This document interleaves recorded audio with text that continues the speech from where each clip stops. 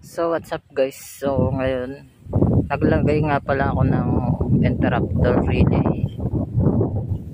So dito may diagram naman itong interrupter natin. So may nakalagay dito na negative at positive, tapos itong kabilang side is diretso sa busina.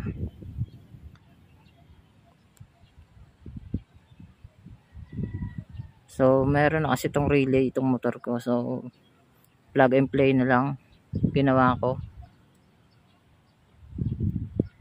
Yung positive at negative nakakonect siya dito sa relay ng busina natin. So yung kabila is yung main wire ng busina.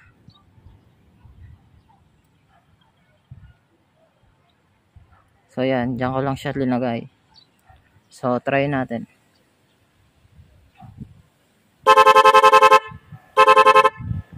So gumagana guys.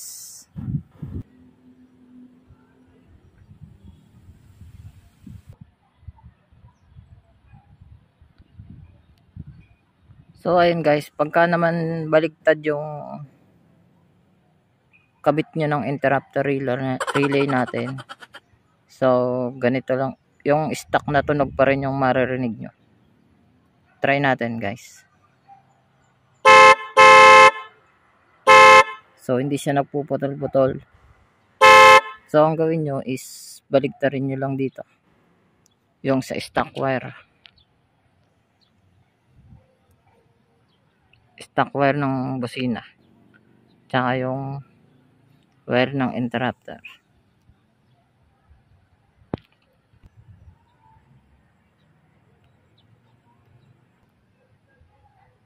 So ayun, pagbabaligtarin nyo lang dito.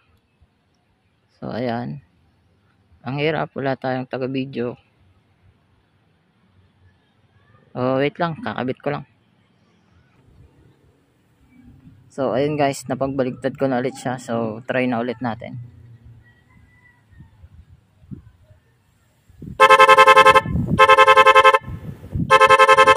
Okay na okay, di ba?